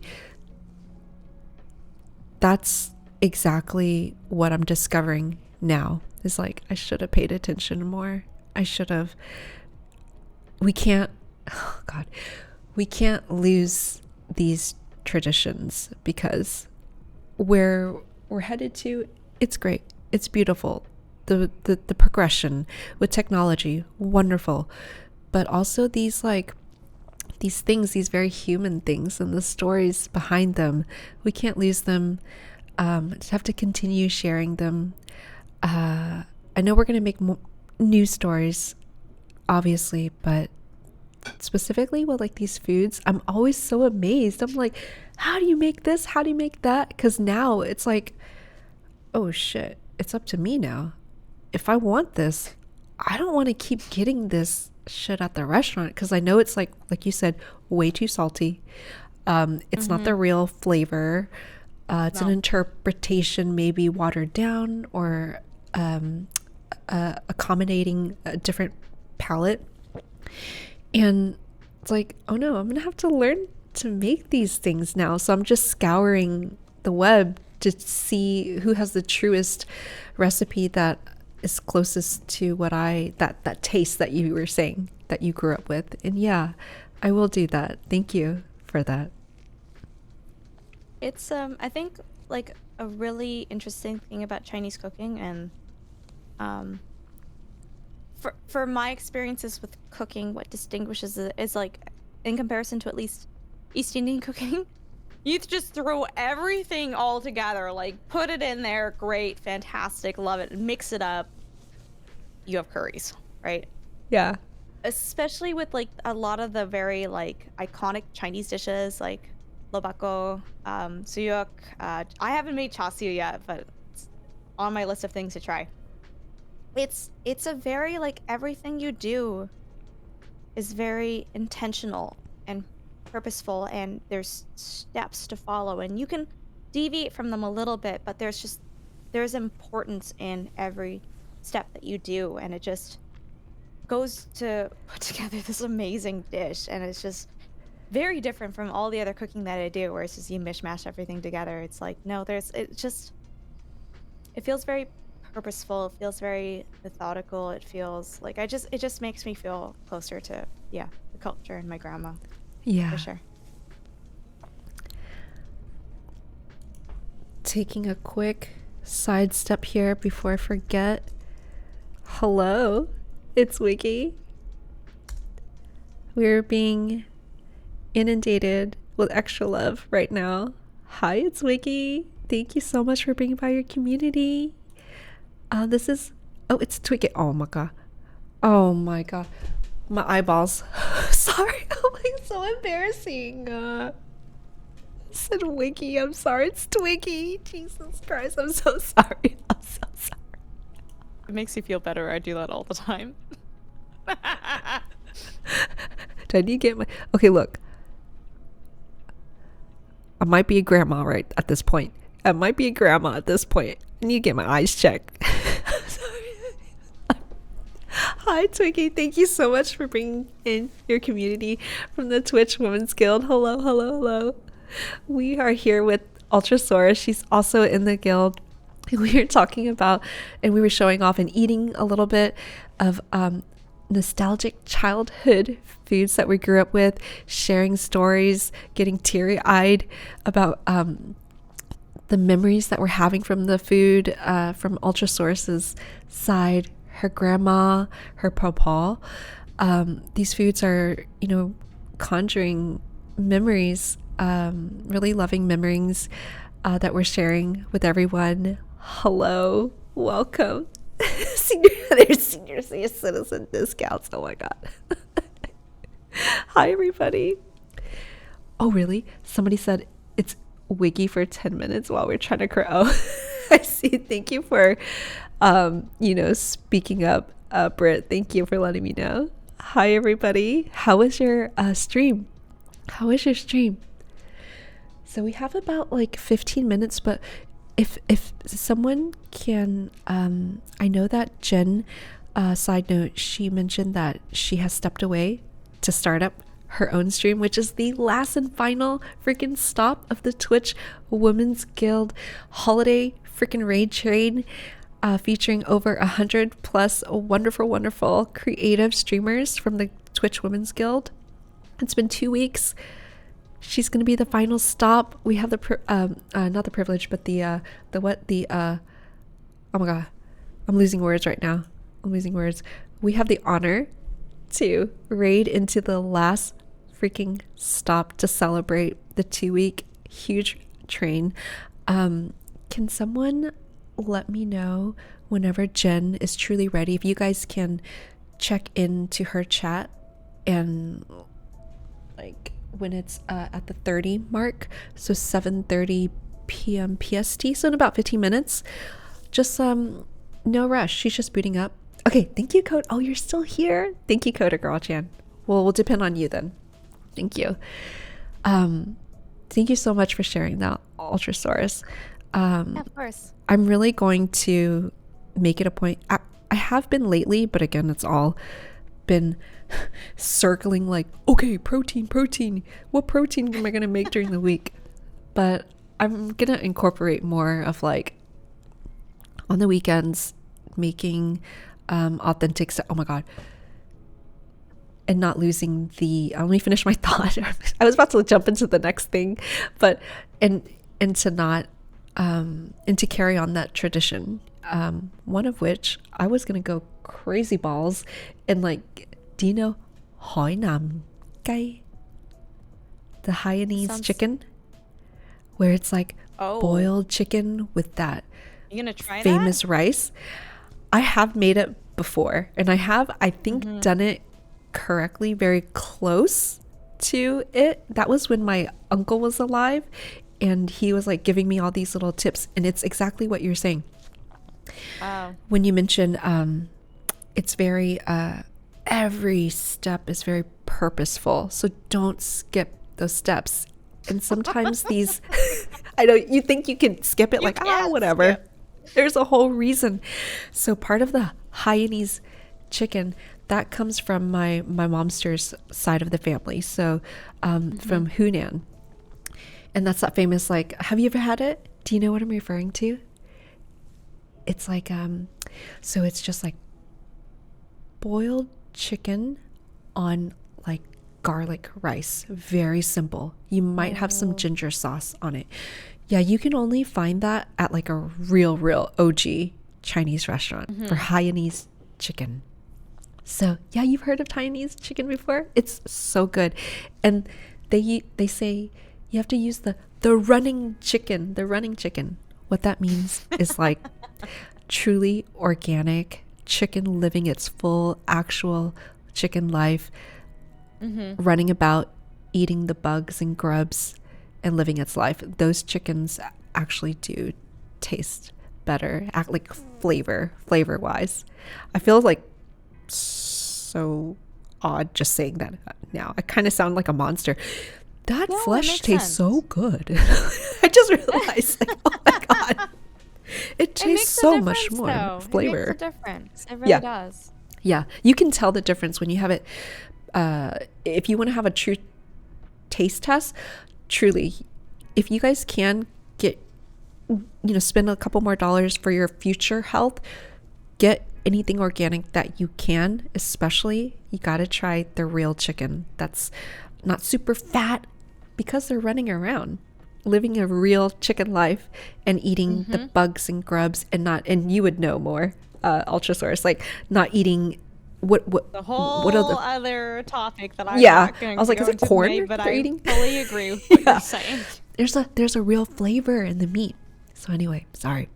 So my uncle taught me, like, okay, the rice, you wash it, obviously, and then you have to don't skip that step. It's not obvious. Yeah. I'm so sorry. I'm thinking of Uncle Roger videos. I'm just like, oh my God. Oh, I know exactly. Yeah, guys, you gotta wash the freaking wash your starch. rice. You gotta use the finger method too. That's right. The finger method. The first notch on your index finger. So you gotta wash out the starches. It's way too much. So anywho, then he would say you gotta dry it. Put the washed rice in a strainer, and then you have to mix it with salt. That's when you're gonna salt that rice. Oh my God. And then when it's dried, then you have to, sorry, I'm like remembering, it's like all these little crucial steps as you're saying. So this is why Hainanese chicken dish is so special, and that's why not a lot of places make it. Then that rice, you have to toast it in a wok. So I was trying this. I was like, okay, let me toast this rice. And then you put it in the rice cooker, and that's what it gives that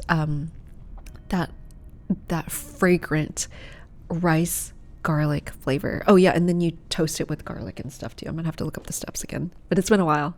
But yeah, I'm gonna have to do that more. And you've absolutely inspired me with that, to keep the traditions, and then the memories, the stories, and just not forgetting where you come from.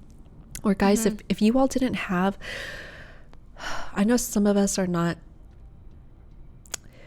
we don't have really great stories with family, but wherever, if you can find out a little bit more of your history, wherever you came from, somewhere, somewhere, whatever foods that you maybe even love, it doesn't even have to be your own, from your own culture. Like maybe some of you guys might be like German, but you identify as like, hey, I'm totally just white. I don't know any kind of German, because our entire family grew up in America. If there's like a German dish that you like, just like what Ultra was saying, learn to cook it.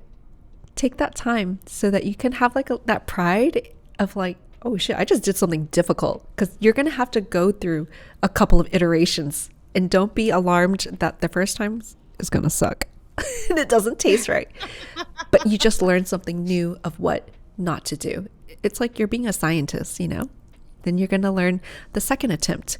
Then it's going to be better and better. Or it's not linear, you guys. Sometimes it's going to suck again. And you're going to find out like, oh, why this time? Why do you think it didn't taste right this time? You know? So that's part of having like that pride of like, hell yeah, I can make a dish that I actually like and I don't have to go to the restaurant to eat it. And I can make it healthily and just purely that fact, like, hell yeah, I challenge myself with something. No rush, you have 2 minutes left. Okay, great. Thank you. I do have the raid message. It should pop up on its own, but I do have it as a backup plan. Thank you, Coder. So, was there anything else that you wanted to show off? I know we're like running towards the end, but I do have a couple questions to ask you too. No, I'm Okay. pretty straightforward here. Great. So, something that I love to ask people is that question of like, I don't want to frame it around like, what would be like if you were in jail? What would be your But I think of it like, what in the last moments, what would you want to have as your final meal? Like, I must have that final meal or final treat. Is there something that you feel is like, one last time, one last go, I gotta taste that? I honestly, I actually kind of showed it to you guys. Like she went easy on the spice, but my mom's chana masala, when she makes it like hot, for lack of a better word, holy shit, it is so good. Like that's honestly what jumps to my brain. And like I've been moved out for a long time from my home, but every time that my mom, like, she always like, fortunately and unfortunately, we live like actually like a 5-minute drive away, so she's just like, just take this home, I have curry, I have this, I have that, like, take it. Yeah. And it's like, oh my god, mom, okay, fine. But we take it, we eat it, and it's like, oh my god, her cooking is so good. Golly. Oh my god. Like, I can try to replicate the same thing, and I think one of my shining moments is when I made chole, and both my aunt and my mom had it, and my mom ate it, and she's like, you didn't make this. Oh. Yeah, I made it. She's like, you made this. And I'm like, yeah, I made it. She's like, oh my god. And my aunt was like, holy shit, Ultrasaurus, this is so good. And I'm like, Yay, this you is did the it. defining moment in my life right Exactly. now. It's something to be yeah, so freaking proud of. I would say chana masala with rice and everything mixed in together. It's just, oh my god, it's so good. God damn it. I love that. I want to try that so bad. Golly. Man, that's the one. Yeah, you passed the mom test, as they said. Oh, Buckeyed Nation said, your last meal. Definitely. The rarest Texas Road. I've heard of Texas Roadhouse steak you could find with the salad and fries. Wow. So steak for you. Super rare. Like purple. They go by the colors, right? You like a purple. What they say, purple and bleeding point. What would be Velvet, your meal? Yes. So when I thought about doing this about a year ago, like I said, I wanted to do it on this YouTube. Here's the thing. This is kind of sad. It's because really, y'all are gonna go right there. Okay, look, every time we're trying to talk about something serious, then they just do this shit because they don't want me to get too serious because they know I'm just going to cry. Oh my God. Okay, hold on. So, Jesus Christ. Always goes up my nose too. Okay. I wanted to do this because I was trying to get myself situated so I could get invited to people's fucking house to eat. Because like I said, I always wanted to eat at other kid's house because the ambiance was so much nicer. There wasn't yelling, always yelling at my place, hitting or yelling. Not even at me. The two of them were always, even till this day, they're just yelling. So better ambiance, but I want to get invited. Okay, here's my last meal, truly. It's going to be two. So one of them, as a kid, as a teenager, after school, this black friend that I had, we were in cheerleading. After school, we would go to her house, and her mom would have on the stovetop, ready to go, soul food. I love soul food. So the collard greens that I have never experienced that ever again, because why? It wasn't from someone's house like that time. And we had like mac and cheese. It was like a very light thing because we had to, go to a football game after, so we can get like crazy. But she had the collard greens, the mac and cheese there. But my point is that I think I was telling the chat the other day, if I ever get invited to a black family's home for specifically Sunday supper, that means that's when they freaking love you. They love you because it's Sunday, is family day, and they're gonna pull out all the stops. They're gonna have everything in their culture cooked and ready to go for loved ones. Yeah, exactly. You know what I'm talking about, Steel Neko. That's what I'm saying. It's that after church dinner. I watch movies. I can just live vicariously now these days. It's just through that. I want to have that, and I could pass away just so peacefully if I just get that, because it's more than just a food. It's like that warmth, that loving that I felt like I never got to experience. Second thing, number 2-ish, something, because I feel like I need to share something from like my culture, is that if you guys have ever seen Kill Bill, I think it was Kill Bill 1, where there's Pai Mei, B, she goes training. Are you familiar, Ultra? Have you seen Kill Bill? I have not. I'm really sorry. Oh my god. It's okay. It's just a visual that most people can actually see. Oh, is it Pai Mei 2? Oh, my bad. It's in Pai Mei. Sorry. What the hell? I'm trying to quickly talk. Kill Bill 2, it's the Pai Mei scene. And it's like a kung fu master. And he has the long white beard, as they do in like traditional kung fu movies.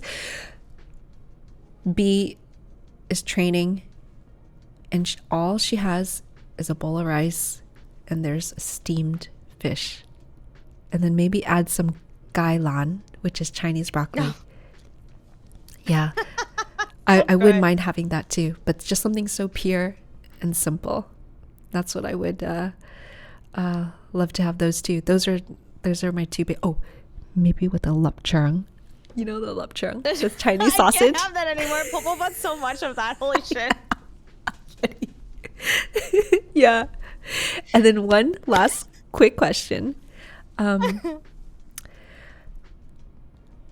route that we're taking now, sci-fi is no longer becoming sci-fi is becoming very science now. It might not happen in the next 5 lifetimes, or 5 generations, but it is going to happen. We will be merging with robotics. We'll become a different kind of species eventually, or maybe we'll have like 3 minimum types of species. So we'll have us, we'll have true sentient robotics, kind of like a David in Prometheus, right? And then we'll have a 3. It's a combination. It's us merged with robotics. So biomech, if we get to live through that time, and having the sensation and the need for food was an option, would you continue? Would you say, yes, I still want to purposely have this need and the experience of the enjoyment of food? Oh my god, 100%. Yes. It's just, it's just with Asian culture, it's a part of it. It's intrinsically a part of it. It's just like half of everything, your life, your relationships with people, going out, doing things, respecting your elders. It all has to do with food. Um, so yeah, 100% just for me. Like I can't imagine my life without food. Like food is just so Yeah. important. And when I say it's important, I don't just even say that from the sense that like, yes, we need to eat food. It's just like there's just so many different meanings and values and just things associated with food that like I cannot imagine a life without eating it. Yeah, exactly. Yeah, everything, all of the the things that we do to prepare for a meal, that's a whole thing. And just like what Phantom was saying, that just, and then taking the time to sit down, to have that sensation of the warmth, just the literally and figuratively. Maybe you're having a nice candlelight situation by yourself or with a partner, whatever it might be, or it's like super fun drinking game, or you're out with your friends having, you know, that late night raunchy chanch, or with your family, like you said, or by yourself. You made something from that's something that reminds you of your a loved one, you know? Perfect. Thank you, Coder. That was our last question. So thank you, Ultra, for spending this time with us and being vulnerable. I know that food is just more than freaking food. It brings so much along with it, the memories, the stories. That's exactly what I'm so interested and captivated in. Was there any closing remarks that you had, any wisdom that you've learned in life so far that you wanted to say to the chat? I mean, I think just the biggest thing here right now is Velvet, thank you so much for this invitation. Thank you so much for having me here. Thank you to everybody for listening and for being receptive, and for everybody for being just so respectful. And Velvet, I just, it's so funny how food brings people together. Like I feel like I've just bonded with you so much tonight, and we just have so much more in common than I could have possibly realized. And I appreciate you. I appreciate what you've had to share with us, and for you being vulnerable with us, and for sharing your experiences. And I guess my one piece of wisdom is